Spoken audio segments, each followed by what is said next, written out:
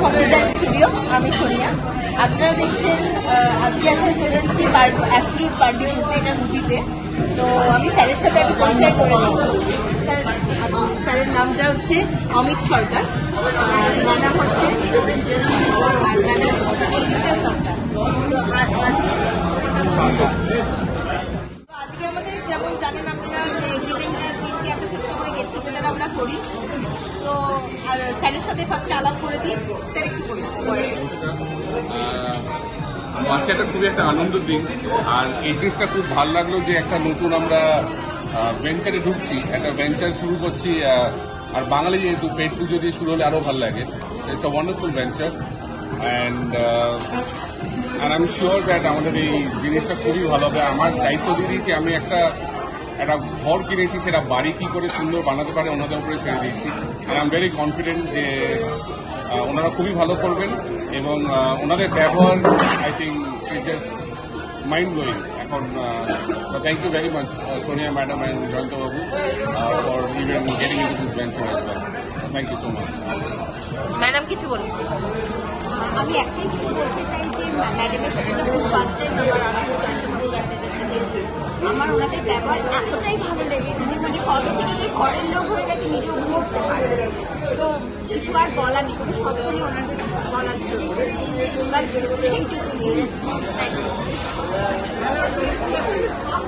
ভালো লাগছে ওদের, আমি ওদের মা কিন্তু ওদের ব্যবহার ওদের খুবই ভালো লেগেছে এবং সব কিছুই ভালো। এখন আরো বাড়িতে আরো সুন্দর করে করছে, আরোই ভালো লাগবে।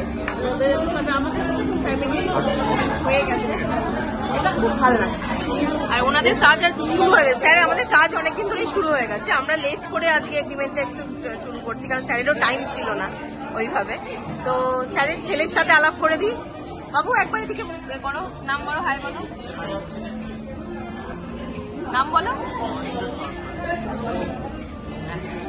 তো আমরা এখন খাওয়া দাওয়া শুরু করছি।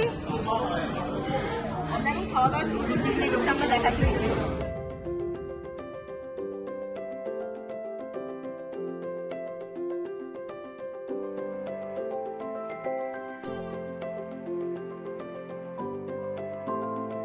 আসলে এই ছোট্ট ছোট্ট আনন্দগুলোই আমাদের কোম্পানিকে অনেক বড় করে তুলেছে। আজকে কোনো বার্থডে সেলিব্রেশন ছিল না, কিছু ছিল না, কিন্তু ওনার ছেলে আর আমার মেয়ে দুজনে মিলে একটা কেক কাটিং করলো। এটা কিন্তু একটা কংগ্রাচুলেশন কেক আমরা কাটলাম।